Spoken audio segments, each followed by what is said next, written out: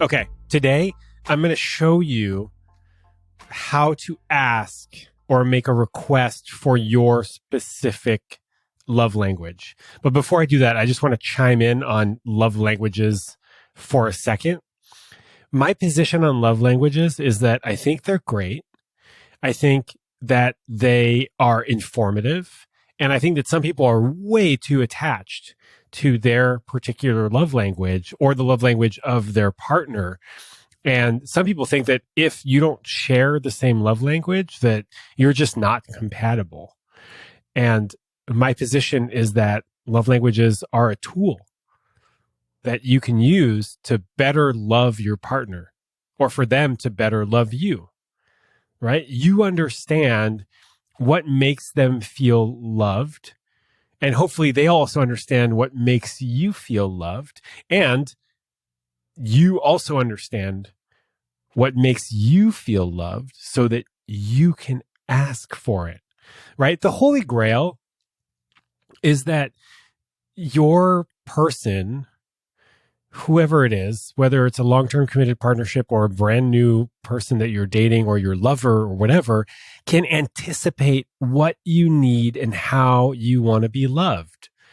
And hello, that's pretty much a fantasy if you don't share with them what's important to you. What do you need? What do you want? How can you be loved? Because there is no manual. First of all, there's no relationship education. There's no love education. Everything we get from, everything we get about love is pretty much from television or pop culture. And most of that is unrealistic Fantasyland Disney stuff. Or we learn it from our caretakers, our role models growing up, and they're just doing what they saw their parents doing. And, newsflash, things in the 20s, the 1920s are different than they are in the 2020s. Back then, people were just trying to survive. And now, for the most part, we have a lot of our basic needs met, right? For like food, security, and shelter. And so now we're looking at like, how can we have more fulfilling relationships? So you can't really base all of this, you can't base your current relationships on how your parents did their relationships or how your grandparents did their relationships. So now you have to ask for what you want. Because you can't just assume that people are going to be able to give you what you want or what you need without you making that request. So love languages are great. They're great. They are a tool that you can use to better love your partner and for them to better love you. Okay? So knowing that, if you want what you want, the best way to get it is to ask for it. And I've said this so many times. I feel like if you're a longtime listener, like, my apologies, but then also not really, because I also need to remember and to be reminded that if I want to build the kind of life that I'm proud of, and I want to build the kind of relationship that blows me away, then I need to like be an active participant in that. And I need to ask for what I want. I still need to do this stuff. Right? So, okay. Love languages, there's, acts of service, physical touch, quality time, gifts, and God, it's the other, I always forget the other one, words of affirmation, right? So quality time is like spending time with somebody. Words of affirmation is like, saying nice things about somebody. Acts of service is doing nice things for them. Physical touch is like touching them in ways that feel good for them. And then gifts is giving them gifts, right? I think also what's important to note is that some people prefer to receive one type of love language, but like to give another, right? So just saying like, oh, I'm a words of affirmation person might not actually be representative of some folks. Some folks might really like to receive words of affirmation, but love to give acts of service, right? So that's even more a reason why we need to talk about this stuff, right? If love languages is important to you, and using it as a framework to be more connected to your person is important to you, then you got to learn how to talk about it. Okay, so let's just move into what it sounds like to ask for your love language. Also, like, I know you might wish that they would just do this unprompted, and eventually they will, right? If they learn your love language and you make the requests often enough, and then you praise them when they do it, right? You sort of like positive reinforcement in dog training. I always find this sort of like a funny comparison, right? But you can effectively train your partner by asking for what you want and then like saying thank you and being appreciative when they do it, right? Like praising them works. It works. People, like, for the most part, want to meet your needs, especially if they know what those needs are. Okay. So what's important about this is that you want to be specific about what you're asking for. And basically what I'm showing you here is a small portion of my Getting Your Needs Met course. But you don't want to you don't want to say to your partner, hey, I need more words of affirmation from you. Or I need you to touch me more. Or I need more gifts from you. Like, that to me sounds like a demand and is pretty much likely to shut the person down, right? Because they're already failing you, right? You need more of something. So rather than doing that, I think a lot of you already know that I love to use the I'd love it. I'd love it if, or I'd love you too, sentence stem or sort of, I don't know, script for asking for what you want, right? So instead of saying, I need to see you more for quality time, you can say, I'd love to see you a few more times this week, right? So instead of saying, I need to see you more, say, I'd love to see you a few more times this week. This is what it would look like if you kind of added a little bit more context.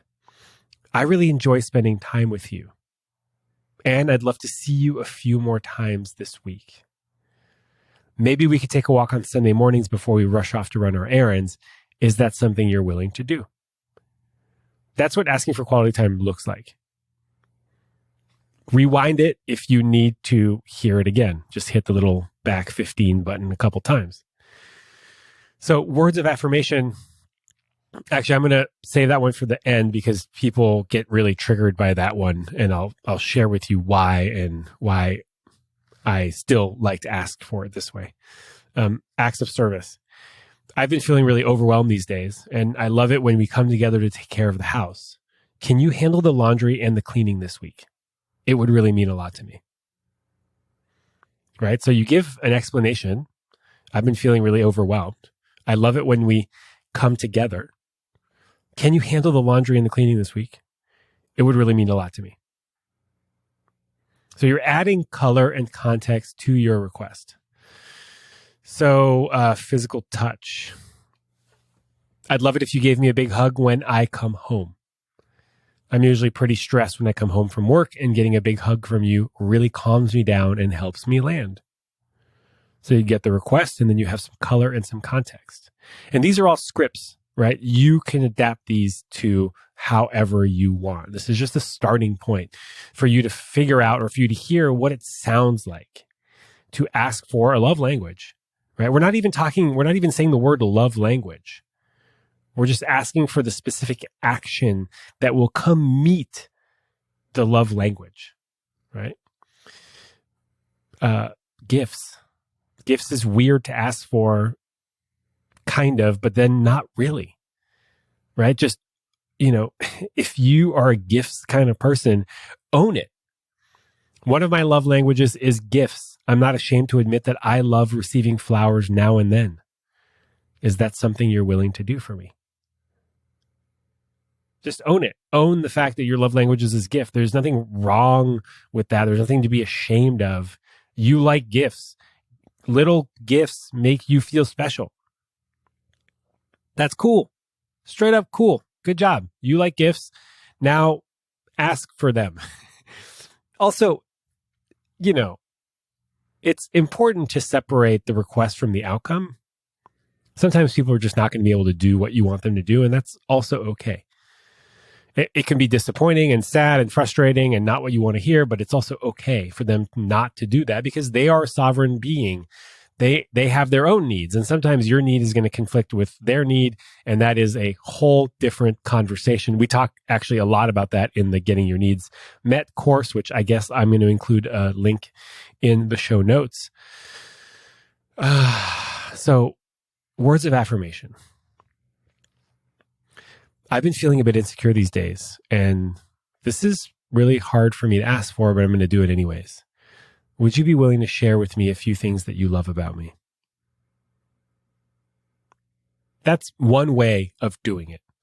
And the reason I put sort of like the primer on there, I've been feeling a bit insecure and this is hard for me to ask for, is because for a lot of people, that's really hard to ask for. And so just own the fact that it's hard to ask for, but that you're going to do it anyways because you're being courageous and you are asking for what you want. I've been feeling a bit insecure these days and this is hard for me to ask for, but would you be willing to share with me a few things that you love about me? This is a beautiful practice. Beautiful, beautiful practice. To be able to go up to your partner and ask them to share things that they love about you. And also, let's be clear, this isn't something that you would do every day. Unless this was part of your like relationship ritual and you were both into it, cool, then do that. But for the most part, like you don't want to be asking for this stuff every day. You want to be asking for it like when it means a lot to you or when it can be really helpful. And this is how you can start talking about your love language. Also, you can have a conversation about your love languages.